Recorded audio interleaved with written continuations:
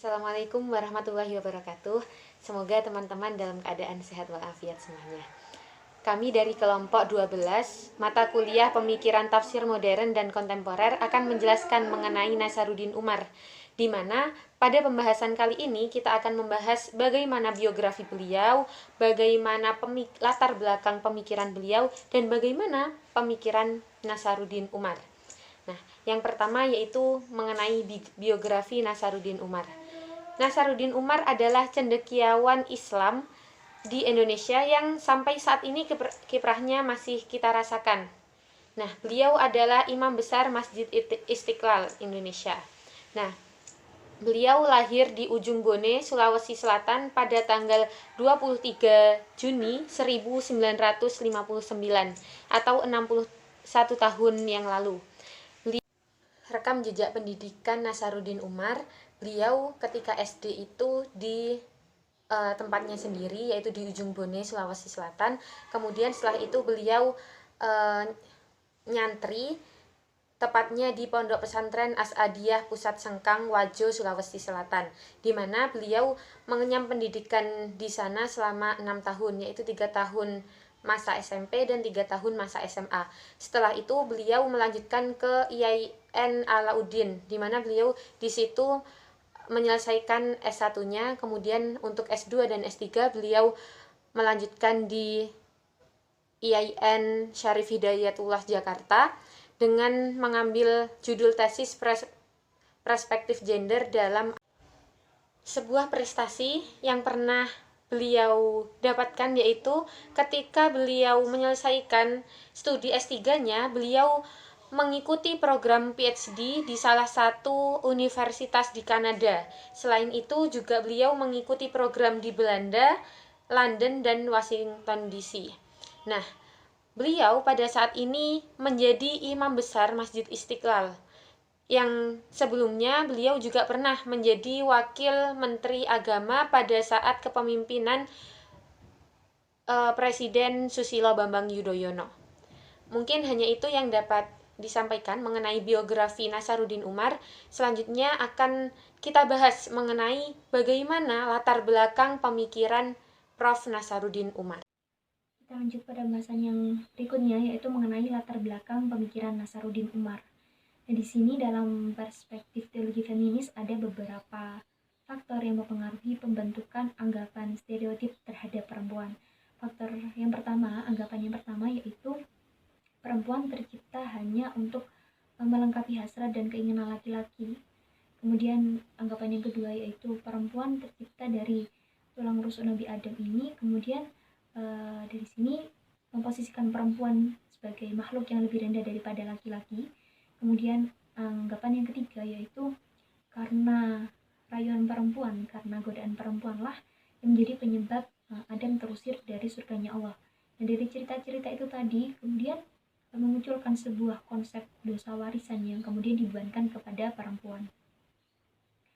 Menurut Nasaruddin Umar sendiri, pemahaman yang seperti itu telah mengendap di alam bawah sadar perempuan sepanjang sejarah umat manusia.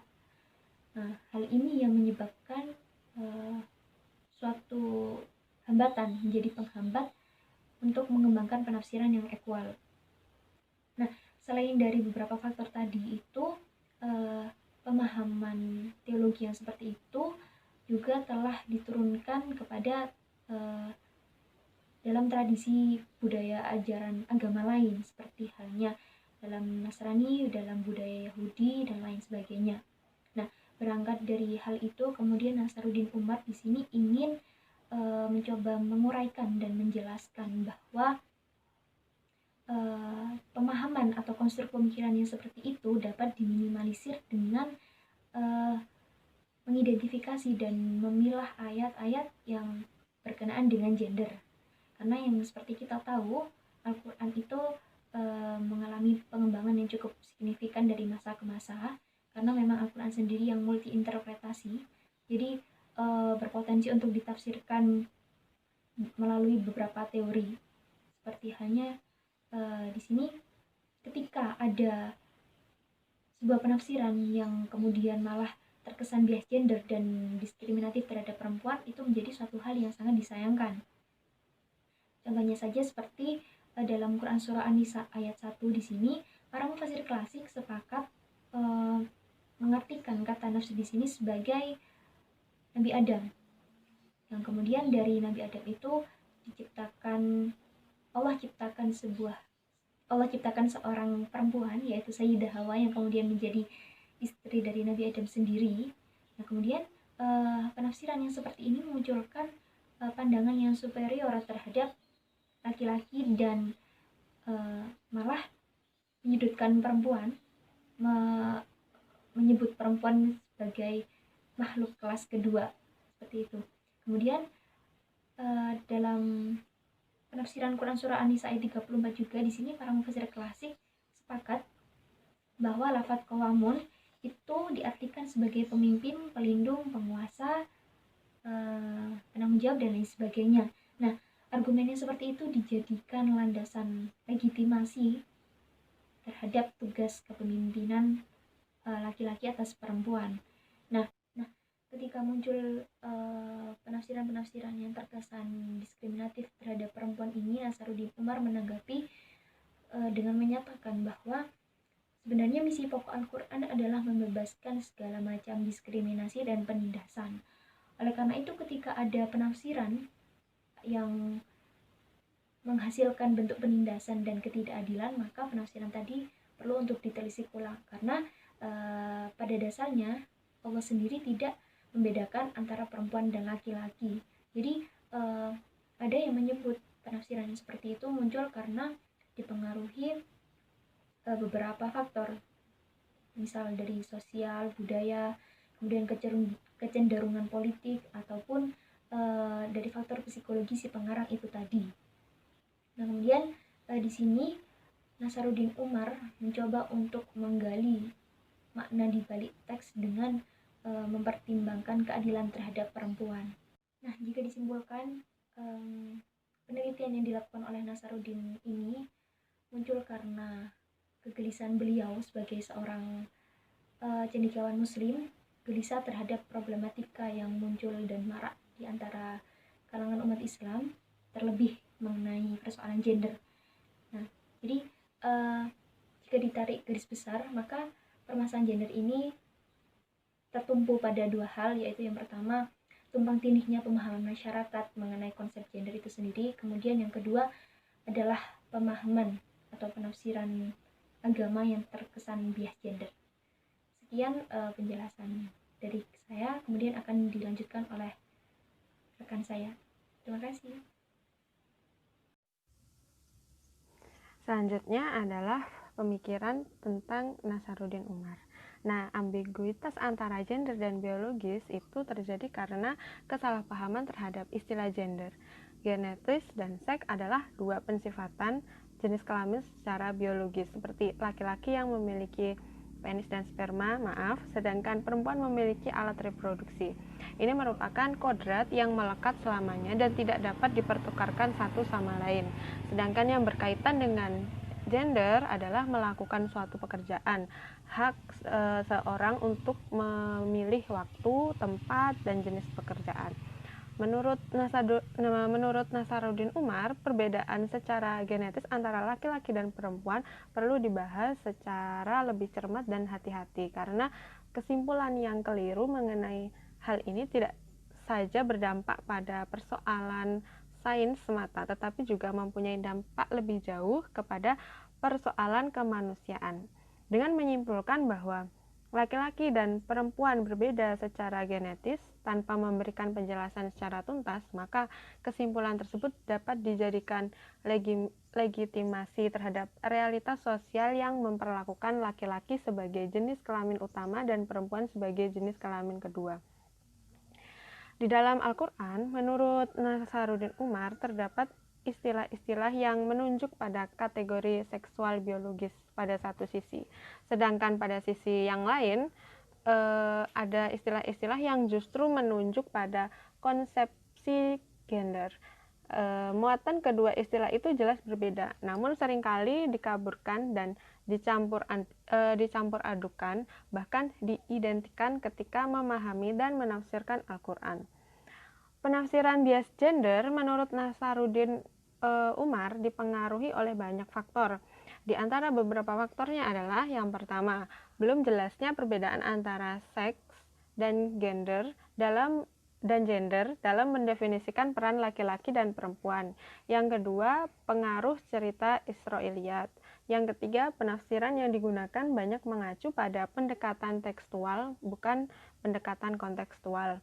Yang keempat, pembaca kemungkinan tidak netral dan dipengaruhi oleh prapaham dan prasangka yang ada di dalam dirinya ketika memahami teks-teks Al-Quran, sehingga pemahaman dan penafsiran tidak lagi objektif. Nah, oleh karena itulah, melalui penelitiannya, Nasaruddin ingin menjadikan Al-Quran sebagai perspektif untuk melihat kedua paradigma. Paradigma apakah gender itu kodrat atau konstruksi sosial. Nah, secara objektif dan adil, sehingga dapat disimpulkan apakah Al-Quran itu memiliki kecenderungan dengan teori pertama ataukah teori yang kedua. Nah, menurut Nasaruddin, analisis gender termasuk analisis yang analisis baru yang mendapat sambutan antusias pada dekade akhir ini. Dibanding analisis yang lain, analisis ini tidak kalah kritis, sehingga kian mempertajam analisis yang sudah ada dalam menyoroti ketidakadilan sosial.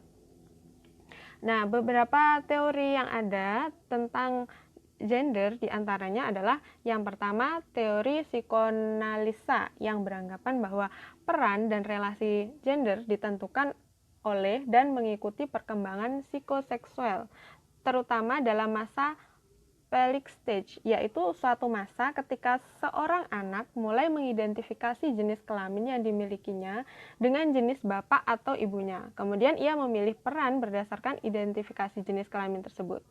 Menurut teori ini, jenis biologis dipandang sebagai faktor dominan yang menjadi sebab seseorang mengidentifikasi peran dirinya sesuai jenis biologisnya.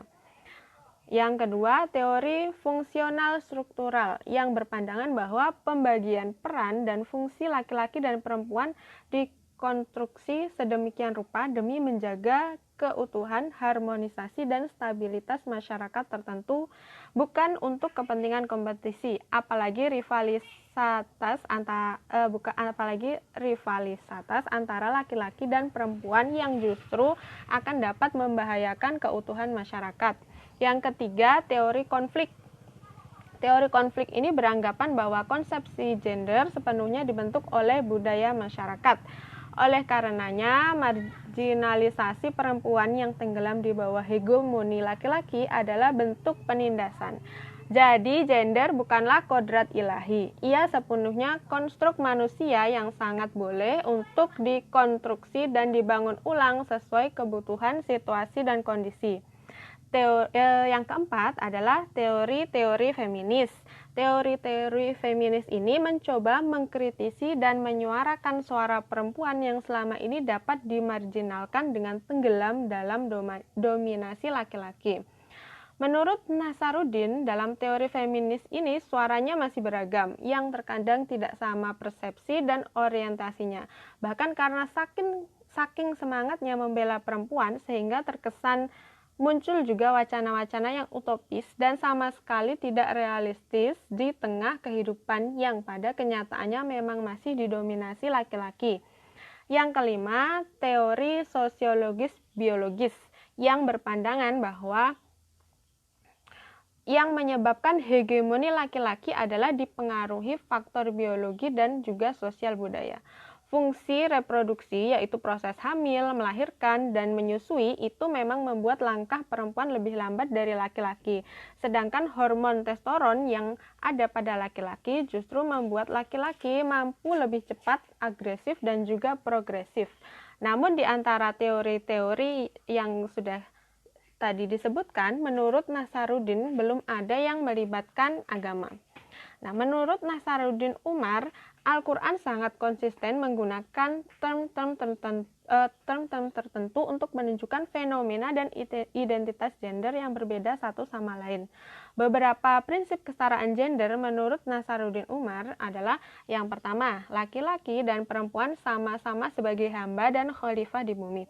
Salah satu tujuan penciptaan manusia adalah untuk menyembah kepada Tuhan, sebagaimana disebutkan dalam Al-Quran surat Az-Zariyat ayat 56. Nah, dalam kapasitas manusia sebagai hamba tidak ada perbedaan antara laki-laki dan perempuan. Keduanya mempunyai potensi dan peluang yang sama untuk menjadi hamba yang ideal. Yang kedua, Adam dan Hawa itu sama-sama terlibat secara aktif dalam drama kosmis. Nah, semua ayat yang menceritakan tentang drama kosmis, apa sih drama kosmis? Yakni cerita tentang keadaan Adam dan pasangannya di surga sampai keluar bumi. Selalu menekankan kedua belah pihak secara aktif dengan menggunakan kata ganti untuk dua orang atau huma, yakni kata ganti untuk Adam dan Hawa. Seperti dapat dilihat dalam beberapa surat, yaitu dalam surat Al-Baqarah ayat 35 dan 187, Al-A'raf ayat 20, 22, dan 23. Nah, yang ketiga adalah laki-laki dan perempuan itu menerima perjanjian primordial. Laki-laki dan perempuan itu sama-sama mengemban amanah dan menerima perjanjian primordial dengan Tuhan. Seperti diketahui, menjelang seorang terlahir ke bumi, maka dia telah mendapat perjanjian dengan Tuhannya terlebih dahulu. Saya kira cukup di sini penjelasan dari kelompok kami. Terima kasih. Wassalamualaikum warahmatullahi wabarakatuh.